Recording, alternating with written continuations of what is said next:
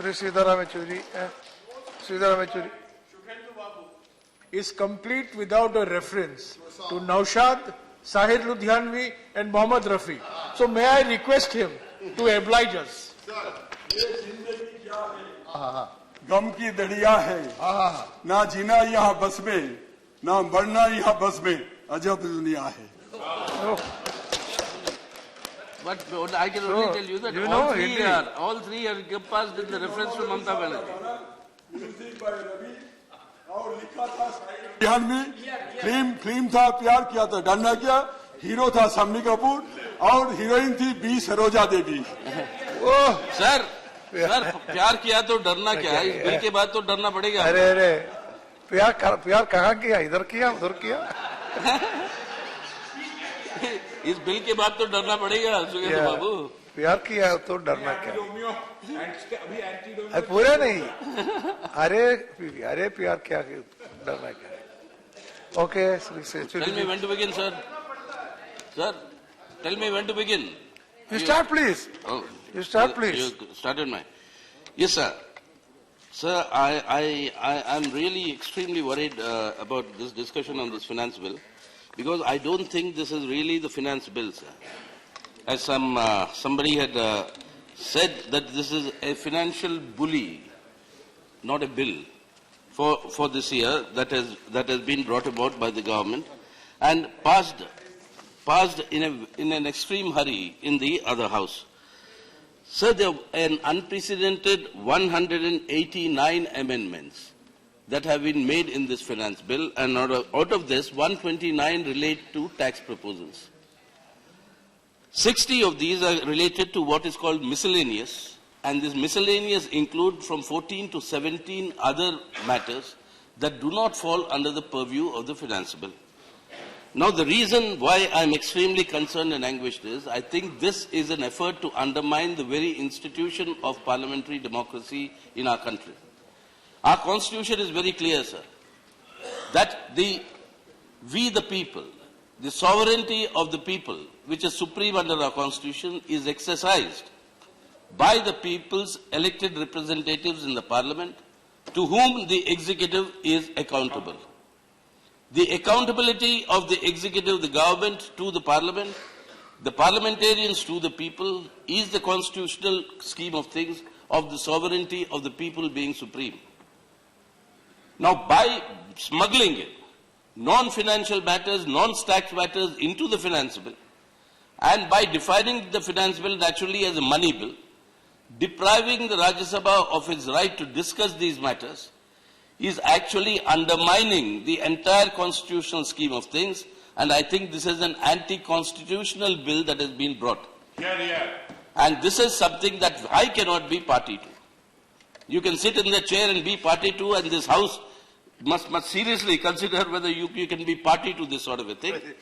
But I cannot be party to this sort of a subterfuge that is being done. But do you know whether you approve or not, it will be the law of the land. That is why. That is why I want to declare. I am not party to that. Well, whether they declare it, let them declare it, and let them declare. I mean, all of us are irrelevant after you actually go through the provisions of the bill. And I'll tell you why I'm saying this, because there's a very serious thing, sir. I mean, yes, you have heard the honourable initiator of the discussion from the leading opposition party, my friend Kapil Sibal, speak about the draconian changes in the income tax laws. You've heard my predecessor just now speaking about these matters. Sir, do you know, sir, somebody can come, an income tax officer, to your house now and says he has reasons to believe. That's all. He has reasons to believe that you are hiding something, and he can raid your house. You can't do anything. We'll protect you on the chair here inside this house, but not in your house. And in your house, the IT inspector can go to. This is the revival of the Inspector Raj of the worst form. And all of us are vulnerable. But since much has been spoken on that, I don't want to dwell on it. That has been said. I want to really touch upon three other basic issues, sir. Undermining of constitutional democracy in our country is a fascistic tendency. You've heard the names of Goebbels, Himmler, all of them being raised here in the House in the debate. But I think the current government that we have puts all of them put together to shame by the manner in which they are trying to undermine parliamentary democracy step by step before they jettison it towards reaching their objective. And it is this very reason why I'm saying this is that this definition of a money bill, I've said this before in this House, and I want to seriously want this House to, and the entire Parliament to consider. The time has come for us to revisit Section 3 of Article 110 of the Constitution, which gives this right to the Speaker of the Lok Sabha that whether any bill is a money bill or not. 1101 and 1102 stipulate. 1101 says what is a money bill. 1102 says what is not a money bill. What the three section of 110 that gives the right to the Speaker, but that right cannot negate what has been said in 1101 and 1102. And that is exactly what is happening today. And that negation is what is allowing this sort of a subterfuge being done of smuggling in non-tax proposals and changes into it, into the finance bill, whereby fundamental issues are going to be amended, enacted, legislated without the opinion and concurrence of this House, which is anti-constitutional. And that is why I think that this House must return this bill to the Lok Sabha with a very serious concern, amending it saying you reconsider. Reconsider these aspects. Tax proposals, yes, even those are unprecedented. But non-tax matters should be deleted from the finance bill that is being proposed for 2017. And that is our fundamental duty. And why I say this, sir, is you take two issues only amongst the 17 or 14 that have been smuggled in. There are 40 new legislations brought in, at least, from what I could count. Even after the Lok Sabha had passed it, there were amendments that were added. Even while the discussions were going on, amendments were being added. And so, let me take up just two of them, because I know constraints of time. First one on this question of Aadhaar. Today the Supreme Court said Aadhaar is something that is not even mandatory even for welfare measures. Today, I do not have an Aadhaar card. We were promised by this government that there will be a facility for getting your Aadhaar cards in the Parliament. That has not been opened till date.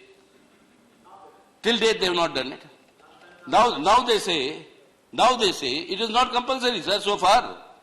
If you want to make it compulsory, yes, bring a bill saying Aadhaar is compulsory. Why do you want the subterfuge? Why do you want to smuggle it into the finance bill? Bring straightforward a bill saying Aadhaar is compulsory for every Indian citizen. Have that courage. But instead of that, do this bypass theory of a backdoor entry. Why are you saying that today Aadhaar is required for me to file my income tax return? Why is my PAN card illegal then? Why do I have a PAN card at all? Why should I have a PAN number?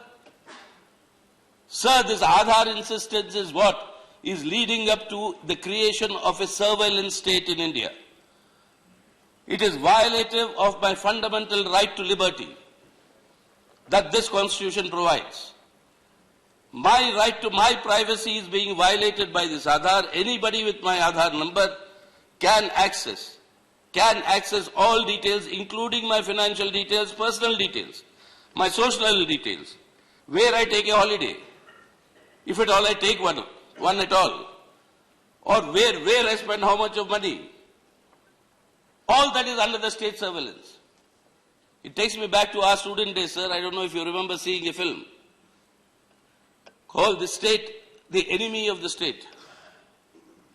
More than 2 decades ago. We thought it was in the realm of science fiction.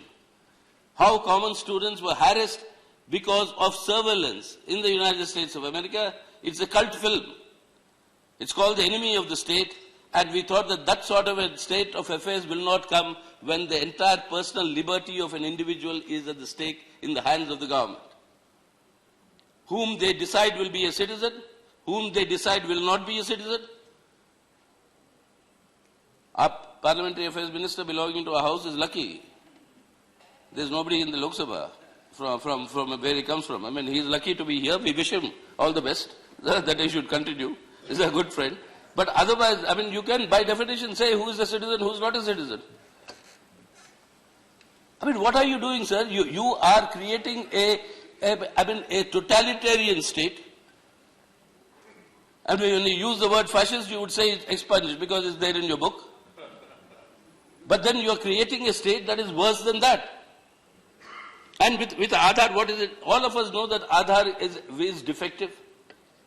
There are lakhs and lakhs of complaints of people who genuinely are entitled to receive subsidized food, where the fingerprints are not registering, not working.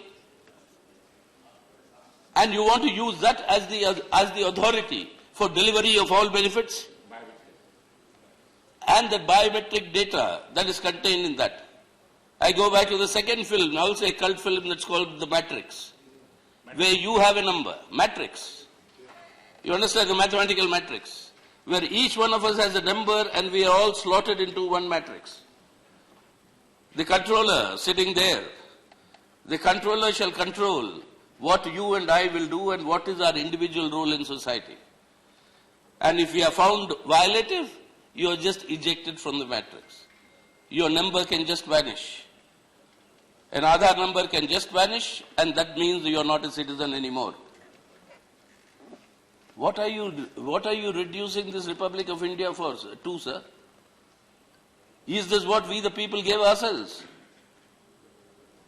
Is this the republic that we have given ourselves in this constitution? And you have a government that doesn't have the courage to come forward openly and say, I am dismantling this constitution. I want this sort of a order, a totalitarian order, and therefore this is what I am doing. They don't have the open courage. They want to bring it through subterfuge through the back door. This is something that is absolutely unacceptable.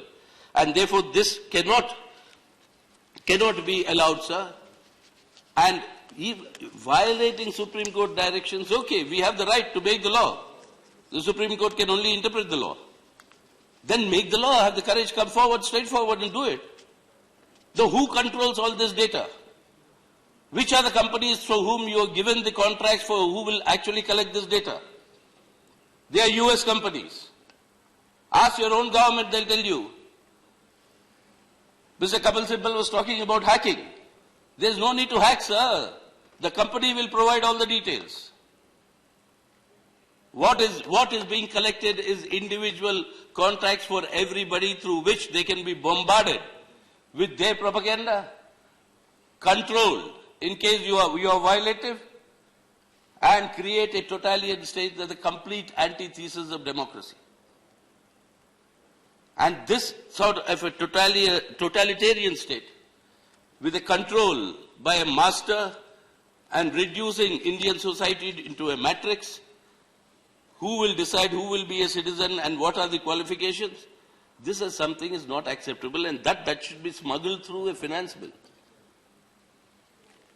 I don't want to use the words, but I think it is the worst subterfuge you can ever think of. If you have the courage, come straight forward. And that you don't do because you can't bypass the Rajya Sabha if you come straight forward. So it's subterfuge of a money bill. Then come to your second aspect, sir. That is on this entire question of the tribunals.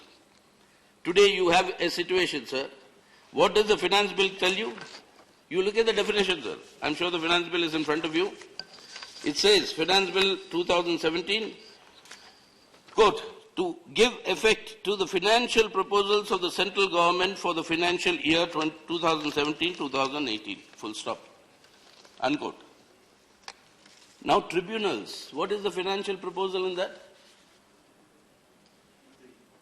Please tell me, sir, or please educate me. This is the definition of the bill you yourself have given. And then you bring in all these proposals and changes we heard. Or, eloquent, legal experts who have given us these details.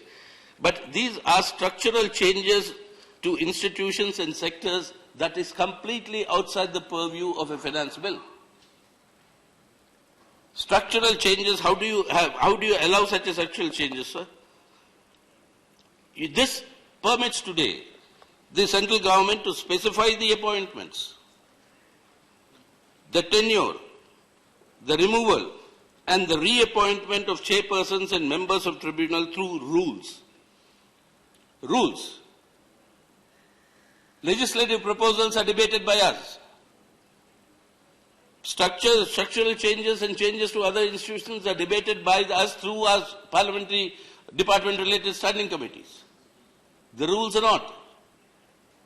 Unless we move a special motion for the discussion on the rules. But all these rights the government wants to take through the rules. And they control the rules and through which they control these appointments, they control these tribunals, and remove all the avenues for any common citizen of India to look for a redressal of his grievance going to the tribunal. It will all be controlled by the government. A bill requires parliamentary approval, rules do not. And that is how the second part of the subterfuge that is being done. It is through such subterfuge, sir, that they want to actually control the appointment, removal, reappointment of members of a tribunal. And this is something I don't think this august House can really afford to give sanction to. And that is why I'm saying that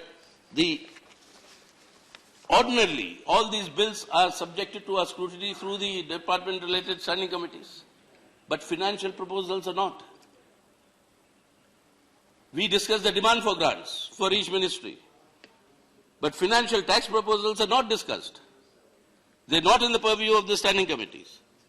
So therefore, I think this sort of a subterfuge regarding this tribunals that is being brought about, that has to be annulled and that cannot be allowed.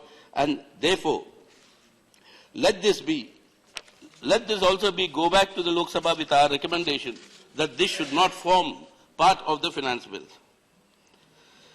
Then, sir, let me come to the next issue, that is of dealing with political corruption. Political corruption, sir. I mean, this is an issue on which all of us have discussed and debated, and the Honorable Prime Minister has gone on record publicly exhorting the people and political parties to refrain from political corruption, that is money during election process. The general thing that why Congress party failed to form the governments in Goa and Manipur, in generally common sense, common parlance attributes it to the fact that they were completely hopelessly behind in the entire race for forming the government because of the sheer money power displayed by the ruling party. Forget that aspect. This is only a hearsay and an allegation. But the point what I say is that you have said many things, sir, saying that and in the budget you brought about some gimmicks. You say I reduce cash donations from 20,000 to 2,000. You'll remember, sir, right then I said, with 20,000 I give you one name saying that so-and-so gave me 20,000. With 2,000 I'll give you 10 names. How does it stop anything? And then you said this, what you call electoral bonds, which is again a very fishy exercise because who buys the bonds, to whom he gives, nobody knows, except the government of the day, through the bank. But now what has happened? By amending the Corporate Act, you amended the Companies Act, sir. In the finance bill. The Companies Act has been amended. And amended to do what, sir? Two things. Under the existing Companies Act, no company can donate more than 7.5% of its profits, net profits, after paying taxes. Not more than 7.5% of the net profits to any political party as a donation. Or many parties, the total is only 7.5%, that's the ceiling. You have removed that ceiling today. Any company can give any amount, more than 100% of its profits also, paving the way for many Benami companies to come into existence. Shell companies. What are called the shell companies. You are paving the way for such immorality in the name of actually pleading for political morality. Secondly, what have you done? That the companies no longer are obliged to tell you the name of the political party to whom you are donating. that is anonymous. So who gets this money? Nobody knows, except that particular political party. What does this mean, sir? Do I have to explain it? Who is in power? Who is in government? I think the smiles on the faces of many people here suggest that all of us know what this means. That they are the ones who are going to benefit out of this. Then you say electoral bonds. Who buys these bonds? We don't know. Who will redeem these bonds? We don't know. Except the bank will know who bought the bonds. But who will go and redeem these bonds? Nobody knows. Except the government with its control through the Aadhaar, through the surveillance state. And then the entire totalitarian state structure will come. Instead of ending political corruption, you are actually elevating political corruption to obnoxiously high levels. I use the word deliberate, obnoxiously high levels. Because that is the amount of money that is being spent by the ruling party today in every single election that you see. And this sort of a distortion of our democratic process through the influence of money power is something that eats away the vitals of our democracies. All the three proposals I have discussed are all undermining the very vital character of Indian democracy and undermining from its foundations. So this finance bill, last year itself, you had amended the FCRA Act. Last year itself, you amended the FCRA Act retrospective from 2010, permitting foreign companies to donate to political parties. Retrospective from 2010. Now today you amend. Today you amend that this particular Companies Act in order to create this ambiguity and anonymity in terms of how companies can be blackmailed to donate to the ruling party and how it is completely obfuscating and the total opposite of transparency. We've talked of electoral reforms, sir. We had a long discussion here on electoral reforms. And we said reduction of the hold of money power, amongst others, in the elections is an essential requirement. Now conclude, please. Yes, sir. Yes, sir. Conclude, sir. It's an important issue. I know it's important. Sir, That's why I allowed more time. Sir, I am only beseeching you as the chair of this August House. Actually, money bill compiled everything. Bill. Yeah, I know. So, usko deal karne ke liye time chala. That's why I have given more time. I'm grateful, sir. You've given time. You're very this thing, right? But what I'm saying, Give me time also. Yeah, I'm only. Also given them. I'm only requesting, sir. I have also given them. These provisions of removing the ceiling for companies to donate to political parties, making it anonymous and ambiguity that is going completely destroying the transparency in these donations, and then doing this through this so-called very dubious electoral bonds. All this is a clear recipe for the ruling party today to collect, coerce, extort money for its political electoral benefits. And deceive. And this is something that is accompanied by a rhetoric of moralizing and saying that they are for ending political corruption, while all of us are indulging in political corruption. While this is exactly what they do, the exact opposite. So therefore, sir, on all these counts, I'm telling you, I can go on like this with all the other 14 sections. Now, each one of them is a violation of our constitutional provision. And therefore, one, I would like through you to please suggest, and I'll make use of all the rules, to suggest that we should seriously consider, the leader of the opposition is here. I would like to appeal to the entire House here, seriously reconsider and have a revisit Article 1110(3) of the Constitution. The time has come when you cannot allow this to be done in a manner which cannot be defined or substantiated under law. This has to be relooked and an amendment to the Constitution has to be brought about. Number one, I'm summarizing. Number two, this entire creation of a surveillance state, a totalitarian state, through this imposition of this Aadhaar and the control of the Aadhaar number and the personal data is totally violative of the fundamental right to liberty that the Constitution of India provides all citizens. And therefore, this is something that cannot be accepted and will have to be returned to the lower house with our rejection of this issue. Thirdly, sir, on the question of this tinkering with the tribunals that have been done, this is a very, very serious matter because these are changes in the structures, and they are structural changes to institutions which a finance bill cannot do. This is something that's completely again violative of our Constitution and the constitutional provisions, and therefore we must return this bill to the Lok Sabha, saying that this has to be scrapped out of this bill. This cannot be part of the bill. Thirdly, the amendments to the Companies Act that was brought about. All non-finance.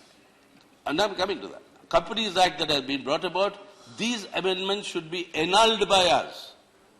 Should be said that they are rejected by us and they to totally constitute a license, a freedom for unfiltered, intransparent and completely translucent manner in which political corruption of the highest order can take place. Okay. Then finally, sir, all other non-tax proposals and changes made here in forms of the various bills, the 40 odd that have been referred to, all of them must be scrapped from the finance bill. Finance bill deal only with your tax proposals and your tax changes as is supposed to. All extraneous matters should be dropped, and with that recommendation, the Rajya Sabha must send it back to the Lok Sabha. Otherwise, we will be failing in our duty, sir. And you cannot be sitting there allowing us to fail in our duty. The chair will also have to protect us to fulfill our duty, and therefore, I am beseeching you as the chair to allow us and to facilitate us to protect the sanctity of the Indian Constitution from being so brazenly violated. Okay, thank you. So thank you, sir. Thank you very much for this. Thank you.